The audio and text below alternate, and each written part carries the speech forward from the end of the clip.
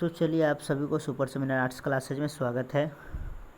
Class 12 history 2019 आज हम लोग देखेंगे ऑब्जेक्टिव क्वेश्चन 2019 का। इससे पहले कि सभी प्रीवियस ईयर्स की क्लास हो चुकी है, नहीं आप देखे हैं तो पीछे वाला वीडियो ज़रूर देखें और पसंद आए तो लाइक और कमेंट और सब्सक्राइब ज़रूर करें ताकि हम थोड़ा लाइव करा सके, बस मेरा मकसद यही है।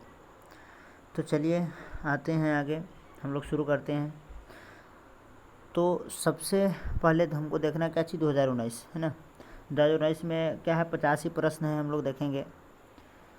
चलिए तो चलते फटाफट। कहता है पहला प्रश्न है, सिंधु घाटी के निवासियों को किस धातु का ज्ञान नहीं था। तो ध्यान रखिएगा, सिंधुवासी के लोगों को ठीक ना लोहा का ज्ञान नहीं था। उसके बाद हड़प्पा सभ्यता में विशाल स्नानागार के अवशेष कहाँ से प्राप्त हुए। तो विशाल स्नानागार के अवशेष मोहनजोदड़ो से प्राप्त हुए। तीसरा प्रश्न है, लोथल किस नदी के किनारे स्थित है। ध्यान रखिएगा, तो लोथल भोगवा नदी के किनारे क्या है, स्थित है। उसके बाद आपका चौथा नंबर प्रश्न है, हड़प्पा सभ्यता किस युग की सभ्यता है। ध्यान रखिएगा, तो हड़प्पा सभ्यता कंस युग की सभ्यता है, ठीक ना। हड़प्पा सभ्यता किस युग की, कंस युग की सभ्यता है। उसके बाद अगला प्रश्न है आप लोग का 5 नंबर, इनका के लेखक कौन है, ठीक ना। ध्यान रखिएगा, इनका के लेखक कौन है, मेगास्थनीज, ठीक। कौटिल्य का अर्थशास्त्र है। उसके बाद 6ठा नंबर प्रश्न है, धम्म की शुरुआत किसने की। तो ध्यान रखिएगा, धम्म की शुरुआत सम्राट अशोक ने किया था। 7वां प्रश्न है, गुप्त काल में कौन चीनी यात्री भारत आया था। तो ध्यान रखिएगा, गुप्त काल में चीनी यात्री आने वाला था फाहियान था। उसके बाद 8वां प्रश्न है, पुराणों की संख्या कितनी है। तो पुराणों की संख्या होगा 18। उसके बाद महाभारत की रचना किस भाषा में हुई। तो आप सभी जानते हैं, संस्कृत। उसके बाद 10वां प्रश्न है, श्रीमद् भगवत गीता के महत्व पर किसने विचार व्यक्त किए। ध्यान रखिएगा, तो श्रीमद् भगवत गीता पर महात्मा गांधी, विवेकानंद, बाल गंगाधर तिलक, यानी इन सभी ने क्या किया, मतलब अपना विचार व्यक्त किए थे। तो 11 नंबर प्रश्न, श्वेतांबर और दिगंबर का संबंध किस धर्म से है। तो ध्यान रखिएगा, श्वेतांबर और दिगंबर जैन धर्म से संबंधित है। प्रश्न 12 में, महावीर ने पचेश्वर नाथ के सिद्धांत में नया सिद्धांत क्या जोड़ा। तो आंसर होगा क्या चीज़, ब्रह्मचार्य, ठीक। उसके बाद है, आइन अकबरी के लेखक कौन है। ध्यान रखिएगा, तो आइन ए अकबरी के लेखक है अबुल फजल, क्या होगा, अबुल फजल। उसके बाद है, तंबाकू का सेवन, ठीक ना, तंबाकू का सेवन सर्वप्रथम किस मुगल सम्राट ने किया था। तो ध्यान रखिएगा, तंबाकू का सर्वप्रथम सेवन करने वाले अगर कोई व्यक्ति थे तो वह थे कौन, अकबर। कौन थे, अकबर। उसके बाद अगला प्रश्न है, अकबर ने टोडरमल को दीवाने ए अशरफ कब नियुक्त किया। ध्यान रखिएगा, तो अकबर ने टोडरमल को दीवाने अशरफ की नियुक्ति 1583 में किया था, ठीक ना। तो 16 नंबर प्रश्न है, भारत का प्रथम मुगल शासक कौन था। तो भारत के प्रथम मुगल शासक थे बाबर। उसके बाद 17 नंबर प्रश्न है, फतेहपुर सीकरी को किसने राजधानी बनाया। ध्यान रखिएगा, तो फतेहपुर सीकरी को अपने राजधानी अकबर ने बनाया था। उसके बाद 18 नंबर प्रश्न है, अकबर ने दीन इलाही कब प्रारंभ किया। ध्यान रखिएगा, तो अकबर ने दीन इलाही एक नया धर्म था जो सभी धर्मों के मिला जुला था, अच्छी अच्छी बातों का निचोड़ था। ये इसकी शुरुआत 1582 में हुआ था। 19 में, औरंगजेब ने अपने जीवन का अंतिम भाग कहाँ बिताया। ध्यान रखिएगा, तो औरंगजेब ने अपने जीवन का अंतिम भाग दक्षिण भारत में बिताया था। उसके बाद अगला प्रश्न है, 20, रूस में भारत विद्या का जनक किसे कहा जाता है। तो रूस में भारत विद्या का जनक G.S. लिविदेव को कहा जाता है। उसके बाद 21 नंबर प्रश्न है, हम्पी नगर किस साम्राज्य से संबंधित है। तो ध्यान रखिएगा, हम्पी नगर विजयनगर साम्राज्य से संबंधित है। 22 नंबर प्रश्न, गोपुरम का संबंध है। तो ध्यान रखिएगा, गोपुरम का संबंध किससे है, तो मंदिर के प्रवेश द्वार से या मंदिर से, ठीक ना। 23 में, निम्न में से महिला संत थी तो महिला संत थी मीरा, अंडाल, कराइल, यानी इनमें सभी होगा। इसके बाद अगला प्रश्न है 24, तालबंडी किसका जन्म स्थान था? ध्यान रखिएगा। तो तालबंडी गुरु नानक, कबीर, रैदास। कबीर को तो अंतिम हुआ था, रैदास, मीरा और गुरु नानक।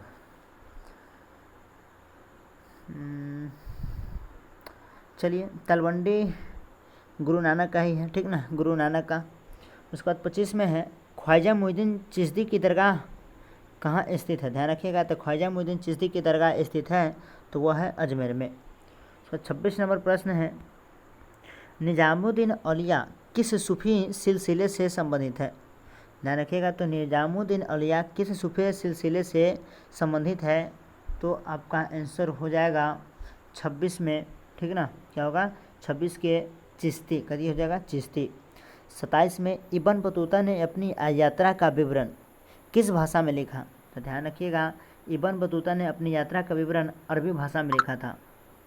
उसके बाद 28 नंबर प्रश्न है अल बरूनी किसके साथ भारत आया था? तो ध्यान रखिएगा, मोहम्मद गजनी के साथ अल बरूनी भारत आया था। संस्थाल विद्रोह किस वर्ष हुआ था? तो ध्यान रखिएगा, संस्थाल विद्रोह, लो इसमें ऑप्शन ही नहीं है।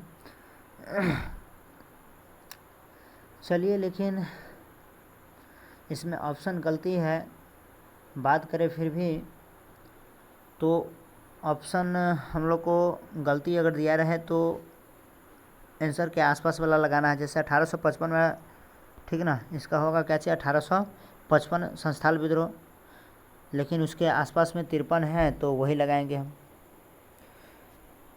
चलिए आगे, 30 में है कर्नावालिस कोड कब बना? ठीक ना, तो कर्नावालिस कोड 1793 ईस्वी में बना, ठीक ना। 31 में है महलबारी बंदोबस्त किसके द्वारा लागू किया गया?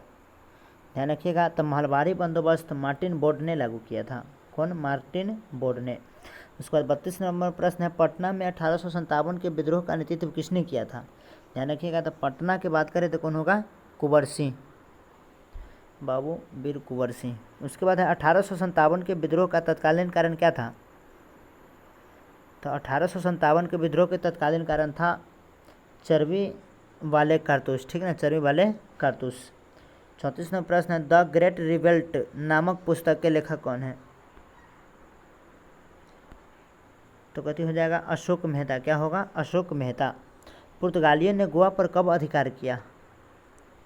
35 नंबर प्रश्न है पुर्तगालियों ने गोवा पर कब अधिकार किया? तो पुर्तगालियों ने गोवा पर अधिकार 1500, ठीक ना, 1510 में। कब हुआ था? 1510 में। अगर अगला प्रश्न है भारत में आने वाला प्रथम पुर्तगाली कौन था? तो भारत आने वाला प्रथम पुर्तगाली अगर थे तो वो थे वास्को डी गामा। उसके बाद 37 नंबर प्रश्न है 7 द्वीपों का नगर किसे कहा जाता है, या 7 द्वीपों का टापू किसे कहा जाता है? तो हो जाएगा बम्बई। अगला प्रश्न है 38 नंबर फोर्ट विलियम किस शहर में स्थित है? ध्यान रखिएगा, तो फोर्ट विलियम की बात करें, ठीक ना, कौन चीज़? Fort William. तो फोर्ट विलियम हो जाएगा क्या? मुंबई, मद्रास, दिल्ली, हो जाएगा क्या चीज़? कोलकाता। क्या होगा? कोलकाता। उसके बाद 39 में गेटवे ऑफ इंडिया किस शैली का उदाहरण है? ध्यान रखिए, गेटवे ऑफ इंडिया इंडो सारासेनिक शैली का क्या है? उदाहरण है। उसके बाद 40 नंबर प्रश्न है महात्मा गांधी का जन्म कब हुआ था?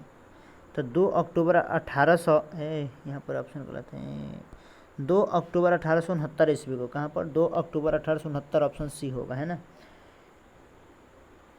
उसके बाद है 41 चंपारण सत्याग्रह का संबंध किस राज्य से है? तो चंपारण बिहार से क्या है? संबंधित है। असहयोग आंदोलन, अगला प्रश्न है असहयोग आंदोलन किस वर्ष शुरू हुआ? ठीक ना, तो ध्यान रखिएगा 1920 में असहयोग आंदोलन हुआ था, 1942 में भारत छोड़ो आंदोलन हुआ था, 1930 में सवर्णिया अवज्ञा आंदोलन हुआ था, और 1916 में तो 17 में हुआ था क्या कहते हैं, चंपारण सत्याग्रह ना। अगला प्रश्न है दिल्ली चलो का नारा किसने दिया? ठीक ना, तो दिल्ली चलो का नारा सुभाष चंद्र बोस दिए थे। कौन दिए थे? सुभाष चंद्र बोस।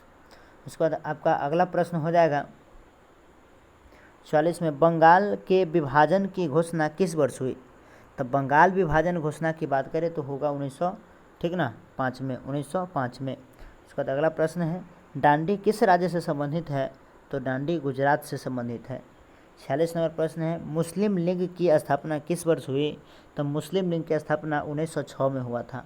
और 1885 की बात करें तो कांग्रेस, ठीक ना, भारतीय राष्ट्रीय कांग्रेस की स्थापना 1885 में हुआ था और इसकी स्थापना करने वाले व्यक्ति थे तो A.O. ह्यूम ने, ठीक ना। और 1919 की बात करें तो खिलाफत आंदोलन, गांधी जी आए भारत। उसके बाद अगला प्रश्न है, द्वितीय विश्व युद्ध किस वर्ष प्रारंभ हुई? ठीक ना, किस वर्ष प्रारंभ हुई? तो दूसरा विश्व युद्ध 1939 में प्रारंभ हुआ और 45 में समाप्त हो गया, ठीक ना, 45 में क्या हुआ? समाप्त। उसके बाद 48 नंबर प्रश्न है, पाकिस्तान शब्द किसने दिया था? ध्यान रखिएगा, तो पाकिस्तान शब्द चौधरी रहमत अली ने दिया था, जो कैम्ब्रिज विश्वविद्यालय के छात्र थे, ठीक है ना, कैम्ब्रिज विश्वविद्यालय के क्या थे? छात्र थे। 49 नंबर प्रश्न है, भारतीय संविधान के प्रारूप समिति के अध्यक्ष कौन थे? तो भारतीय संविधान के प्रारूप समिति के अध्यक्ष की बात करें तो डॉक्टर भीमराव अंबेडकर, ठीक ना। इसके बाद अगला प्रश्न है, पाकिस्तान का प्रथम प्रधानमंत्री कौन थे? तो क्या होगा आंसर? मोहम्मद अली जिन्ना। क्या होगा? मोहम्मद अली जिन्ना।